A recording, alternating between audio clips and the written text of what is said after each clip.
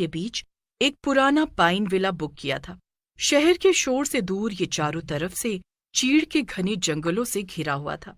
Hello दोस्तों, हम पहुंच चुके हैं देवभूमि के सबसे एकांत इलाके में। आज रात 2026 का स्वागत हम इसी हॉन्टेड लुकिंग विला में करेंगे। विराज, कैमरा बंद करो और सामान उठाने में मदद करो।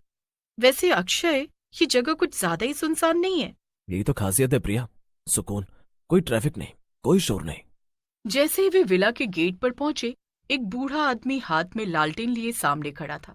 साहब, रात को बाहर मत निकलिएगा। आज की रात पुराने घाव ताजा होते हैं। खतरा बाहर नहीं साहब, यादों में है। बस इतना ध्यान रहे, रात 12 बजे अगर कोई दरवाजा खटखटाए तो खोलना मत। इतना कहकर बाबा बिना पीछे मुड़े अंधेरे में ओझल हो गया। विला के अंदर का नजारा किसी महल जैसा था, लेकिन वहां की हवा में एक अजीब सा भारीपन था। रात के 9 बज चुके थे। कबीर ने म्यूजिक ऑन किया और ड्रिंक सर्व की। चलो यार, बाबा की बातों को भूल जाओ, ये बुढ़ापे का वहम है। Cheers to 2026। सब हंसने लगे और नाचने लगे, लेकिन काव्या का मन नहीं लग रहा था। वो बार बार सीढ़ियों की तरफ देख रही थी। उसे लग रहा था कि ऊपर के गलियारे में कोई साया खड़ा है। अक्षय, क्या तुम्हें ऊपर से किसी के चलने की आवाज आ रही है? ऐसा लग रहा है जैसे कोई भारी जूते पहनकर टहल रहा है। रात के 11:30 बजे अचानक विला की बिजली चली गई। पूरा घर घने अंधेरे में डूब गया। ओ गॉड, विराज, अपनी टॉर्च जलाओ। जैसे ही विराज ने मोबाइल की टॉर्च जलाई, उसने देखा कि लिविंग रूम की बड़ी खिड़की के शीशे पर बाहर से किसी के हाथ का निशान बना है। अक्षय ने हिम्मत जुटाकर खिड़की की तरफ देखा। अचानक विला के मुख्य दरवाजे पर जोर से दस्तक हुई। ठक ठक ठक। सबकी सांसें थम गईं। बाबा की बात सबको याद आ गई। 12 बजे दरवाजा मत खोलना। बचाओ, मुझे अंदर आने दो, वो लोग मुझे मार देंगे।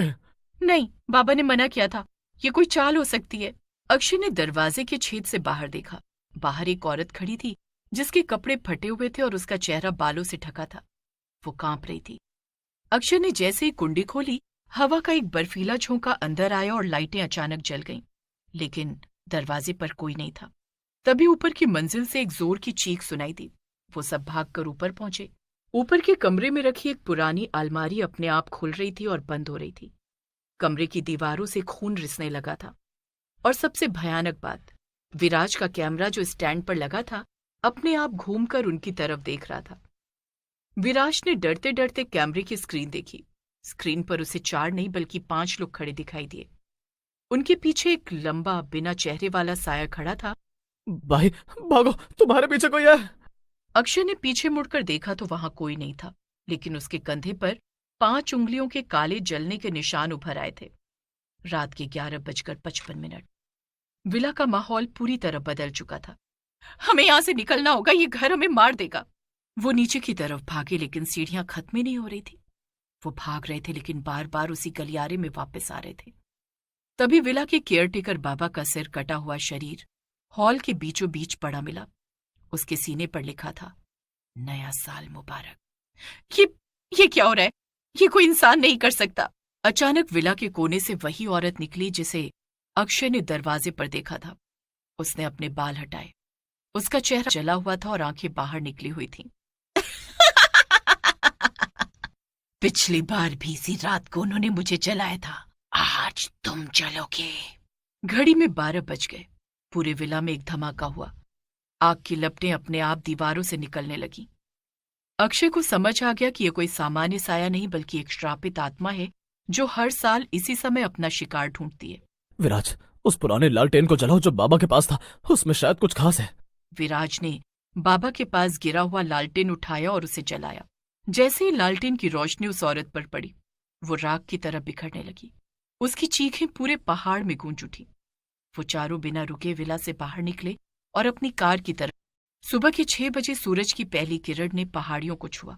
अक्षय और बाकी सब सुरक्षित रूप से पास के पुलिस स्टेशन पहुंचे। जब पुलिस वहां पहुंची तो वहां कोई पाइन विला नहीं था। वहां सिर्फ जला हुआ ढांचा और खंडहर थे जो 50 साल पुराने लग रहे थे। साहब, आप किस विला की बात कर रहे हैं? यहाँ तो 1975 में ही एक भयानक आग लगी थी, जिसमें पूरा परिवार और उनका केयरटेकर जिंदा जल गए थे। वो चारों खामोश थे। वो बच तो गए थे, लेकिन उस रात का खौफ उनके जहन में हमेशा के लिए दर्ज हो गया था। नया साल शुरू हो चुका था, लेकिन उनके लिए दुनिया अब पहले जैसी नहीं थी। शहर के शोर शराबे और अपने आधुनिक फ्लैट में पहुंचने के बाद भी काव्या को ठंड महसूस हो रही थी।